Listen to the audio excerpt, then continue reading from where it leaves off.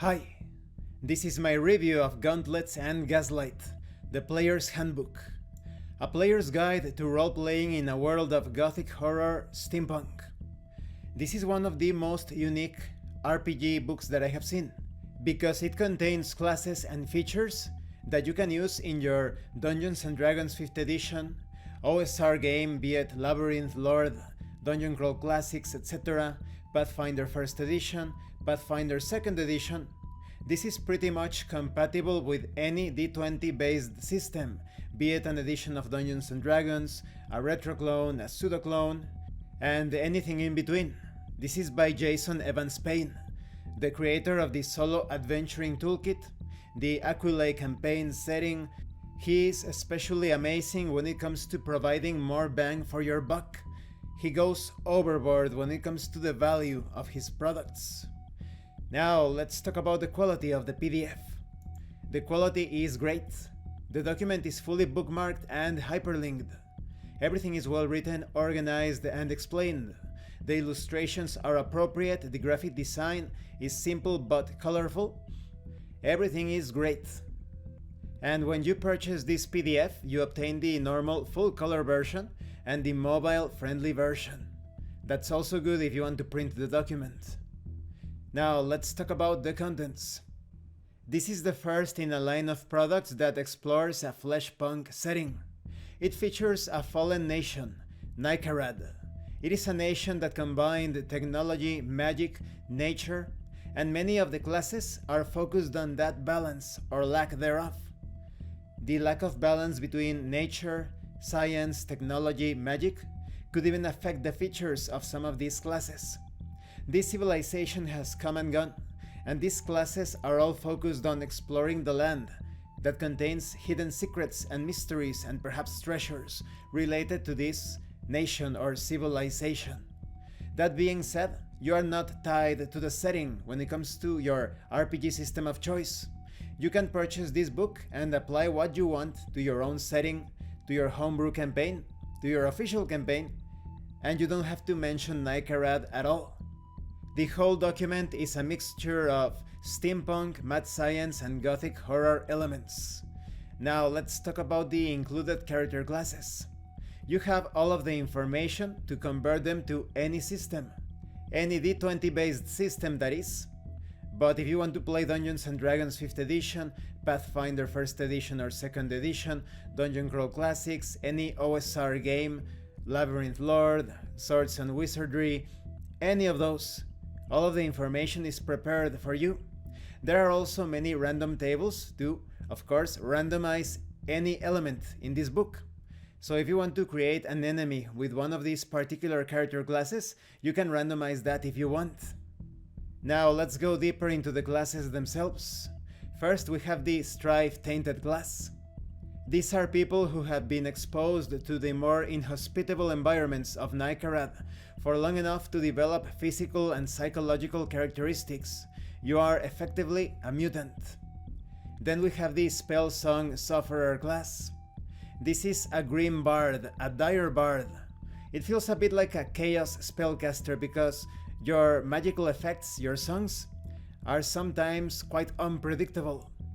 You are a herald of the Broken Age, a storyteller of things that may never have happened, but could have happened. Then you have the Rune Priest. This class is all about rejecting technology and connecting with the divine.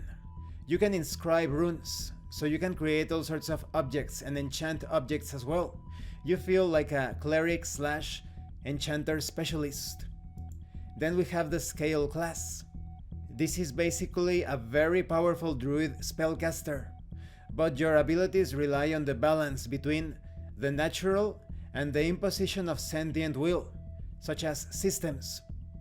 As long as you remain within the natural order, in balance with sentient systems, your spellcasting abilities will be unparalleled.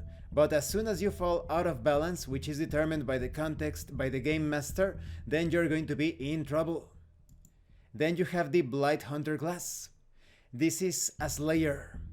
Your powers come from your trophies and your ability to slay creatures. Then we have the Abstinent class. They refrain from overuse of any of the supposed factors that may have led to the downfall of Nicarad, lest such forces sway them too towards their doom. Your performance is quite similar to that of a hybrid monk, rogue, or thief. Then you have the Herald of Return class.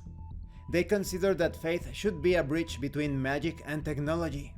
You could be considered a technological paladin in a way. Then you have the Salvager class. These are the Rangers of Nicarad. They are experts at navigating the hazardous environments and unearthing what was left behind by that civilization. Then we have the Scavenger. The Scavenger could be considered a thief that specializes in employing any artifact or object left behind by the nation of Nicarad to its maximum effect. You are also quite lucky when it comes to encountering treasures. Then you have the Tinkerer class. If the Scavenger takes advantage of the objects found left behind by the Nicarad nation, the Tinkerer takes those artifacts and modifies them in unfathomable ways. You are effectively a wizard at tinkering. Then you have the Grafter class. This is all about slightly modifying your flesh with artifacts and other substances that you find. This could be considered a warlock that applies specialized grafts to improve your own body or the bodies of others. Then we have the Flesh Forger class. This is really going overboard with the body horror. This is all about completely modifying the very essence of your physical being. It is the settings style of going transhumanist. Then we have the Mechanist. You are pretty much Dr. Frankenstein with this class. This is all about creating constructs, perhaps disturbing constructs.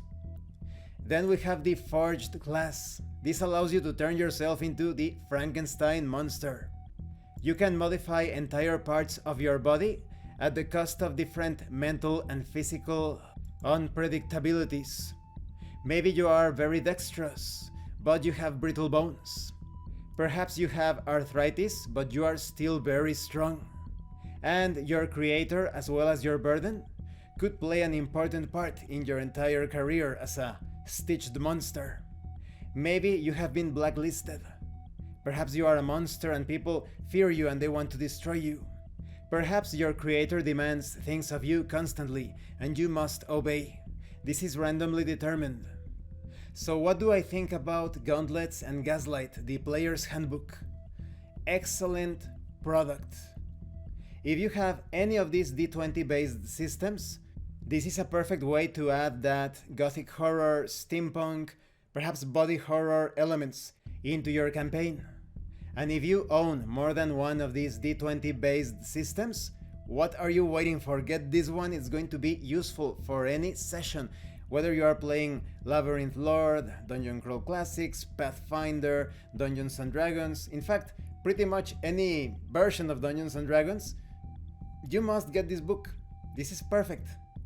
Unless you don't like gothic horror steampunk, then yes, definitely stay away from this book, because this book has that in so much quantity. 327 pages of pure awesomeness related to those themes. And you have all of the technical details to adapt this to any D20 based RPG. Even if it deviates too much from the old Dungeons and Dragons formula, you can easily modify that. All of the technical details are here. But putting that aside, you already have everything prepared for the systems that I have mentioned, so just plug them into your campaign. That's it. So my highest recommendation. Thank you for watching this review, and thank you for your likes and your comments. If you have any questions or comments, please let me know. And thank you so much to those of you that are going the extra mile to support the channel. If anyone else wishes to further support the channel, the information on how to do that will be in the description below. And remember, it is better to roleplay and fail in character than not to roleplay and fail as a player. Once again, thank you, and see you later.